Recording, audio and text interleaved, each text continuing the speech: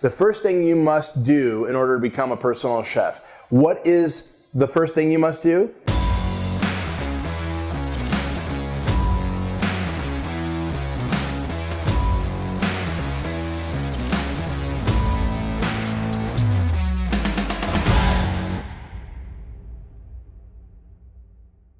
Hey everyone, Andres Hinojosa here, and I wanted to share with you guys the first thing you must do in order to become a personal chef. What is the first thing you must do?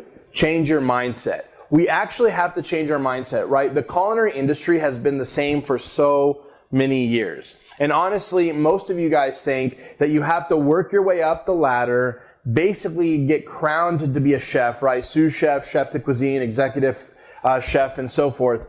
And then all of a sudden, you can work more hours. You probably make a little bit more money, but you work a lot more hours and you don't have a life. All right, does this sound familiar? Many of you guys might even be in this position right now.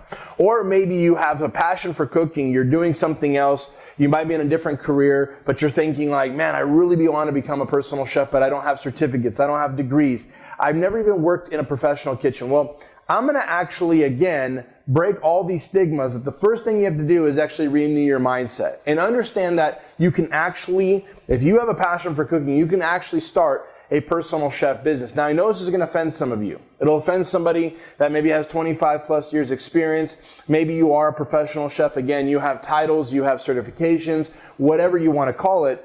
But the actual fact of the matter is that anybody that has passion for cooking and passion for serving can become a personal chef. And honestly, many times, even as chefs, our mindset becomes so small when we think that we have to go through all these hoops in order to become a chef. But not in the personal chef realm. This is where it's completely different, right? The culinary industry as a whole, again, you're under the tutelage of a chef. You're working away, you're slaving away, you're quote unquote paying your dues. I don't know if you guys have ever heard that saying. In this industry, everybody talks about paying your dues. Well, becoming a personal chef, there's no dues to pay. You're not paying it to anybody but yourself. The only thing that you first must do in order to become a personal chef is, again, change your mindset and believe that you can actually be a personal chef.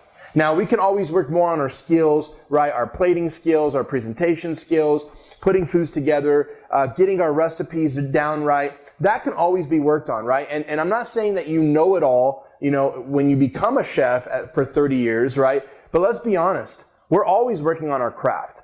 But the number one thing I notice is that even people that have degrees, even people that have the certificates, they have the know-how, they don't believe they can actually do this business. What's crazy is you have to understand and believe that you actually can do this business, right? Now, I've been in the chef game for over 18 years, right? And yes, I do have a pretty good resume as far as it went from hotels and restaurants go. But when I switched over to becoming a personal chef, none of that mattered. My clients didn't care about my certifications. My clients didn't care where I worked at before. Sometimes they would ask me for small talk when I was already in their house, when they've already paid me something to be there, right? And so, the number one thing you must first do to get to becoming a personal chef is change your mindset. And unfortunately, ignore all the stuff that the culinary industry has told you before. That you're not good enough, that you'll never be good enough, that you have to have this degree, that you have to have this certification, you have to be in that business for years and years and years, right? And even earn that title, whether it's a sous chef, a chef, executive chef, chef de cuisine, whatever, earn that title to become a chef. The number one thing that I think as well that actually has helped me break my mindset and help many other people that I've helped break their mindset and really start to actually get them on the track and becoming a personal chef and starting their own business was you can actually give yourself a promotion right here, right now. When you start your own business, you're the boss.